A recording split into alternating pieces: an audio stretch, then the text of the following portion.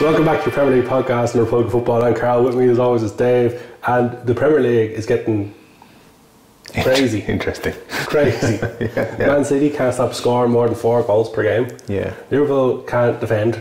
Man United having a great time with their buses, and Chelsea are doing their thing.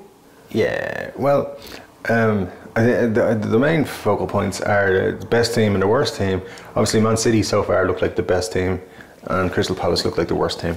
Obviously, the big news this week has been around Koeman, but I think everybody's covered like around Koeman. Some people think he's unfairly sacked. Some people think he was fairly sacked, which I think is crazy because Everton seem to forget who they are. Everton. But well, at the end of the day, they've sacked a manager who's an up and coming. I think in years to come they'll regret it when he's at a big club.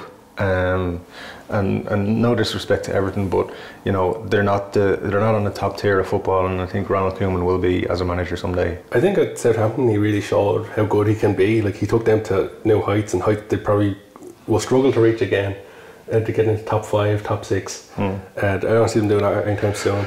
But as well, he's a former Barcelona player, and Barcelona like appointing former players as managers. So at some point, I wouldn't be surprised to see Koeman take that job. Well, I think what he needed to do with an Everton was to do really well, maybe get them into the Champions League, that sort of thing would have really impressed the old Barcelona stewardship. But the fact that they've Everton have pushed him out at the time when he was building a team and hoping to do better with them, I think they've kind of stalled him in his career. Yeah, you gotta say, he's always been a great mentor for bringing through young players. He did it at Southampton, he brought through a lot of young players. He was doing it at Everton. Yeah. He gave Tom Davies, is Tom Davies his name? Yeah. And Calvert-Lewin chances, and he was playing youngsters despite spending all this mega money. And then that was the thing, in the summer they spent big money, kind of.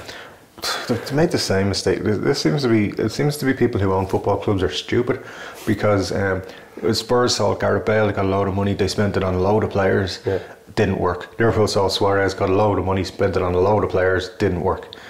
Everton saw Lukaku, got a load of money, spent it on a load of players, it hasn't worked. It's like I was saying to you the other day as well. It's almost like there's a limit on the number of players you can buy in a transfer to like 5 or 6. If you buy any more than that, you're going to struggle to get the team to gel. Like when QPR came up and they bought everybody they could. They bought like 475 players apart from Peter Alderweireld. And but I think you actually need to say, right, well, bring in no more than 4 players in a transfer window, and look, don't bring in players for the sake of it. Bring in top quality players. Bring in 3 players, 4 players in the summer. Add a maximum of 2 in January.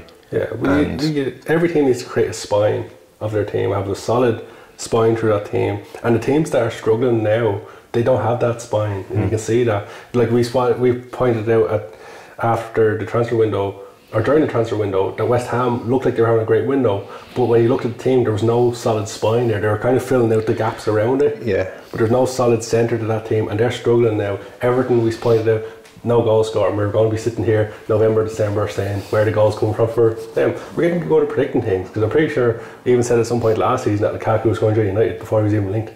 But so, I'm just saying, we're getting really good at predicting things. Listen to this podcast more, you'll know what's going on in the future. Yeah.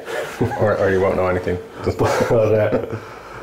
So the spine is very important, and Everton didn't really build a spine. They just bought whatever players they could.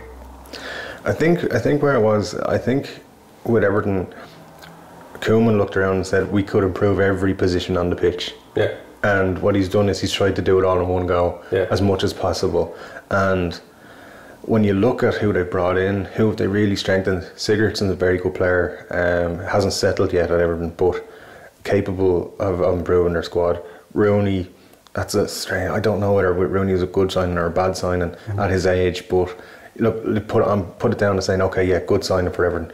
But the rest of their signings, you got to look at and say, well, was it worthwhile spending the money? Especially the money they spent. Like, they spent 30 million on Pickford. And Pickford did well last season, but I don't think he's worth 30 million. No, I think he's too young. And at the end of the day, his team went down. He wasn't good enough to save his team. Like David De Gea, for example, one of the best keepers in the league. He saves United 10 to 15 points a season. And that's what Pickford had to do last season, and he didn't. At the same time, I mean, when De Gea was Pickford's age, he wasn't the keeper he is today. Yeah. And you know, with keepers, it takes they need to build up the experience. They need to be 24, 25 before they really start hitting their stride for goalkeepers, in my opinion. And then, you know, from then on they do really well. Yeah. Keepers who are younger than that are still learning their trade, and you've got to give them time.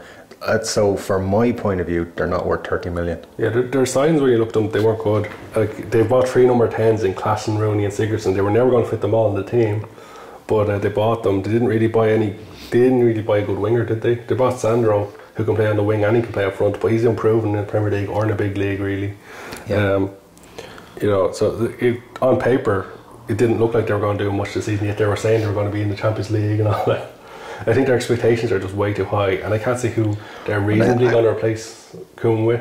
Well, it's just 2 points there. I think a lot of clubs have that, where at the start of every season they get too hyped up. Yeah. Like for Liverpool, for example, every season get too hyped up, and when they get to October, they start looking at their squad and thinking, maybe we don't have enough to win the league this year. Yeah. Maybe it's not going to be our year. Actually, the best example of getting too hyped up is with the pundits. Every year now seems to be saying Man United, Man City are going to be in the title race. And okay, at this very moment, they probably are. But this time last season, they were also the 2 top teams as well. Yeah.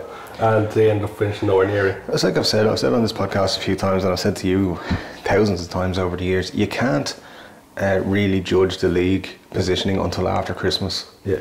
And because the December, January are 2 hugely important months in the league, and I genuinely think you can win the league in December and January by how you play.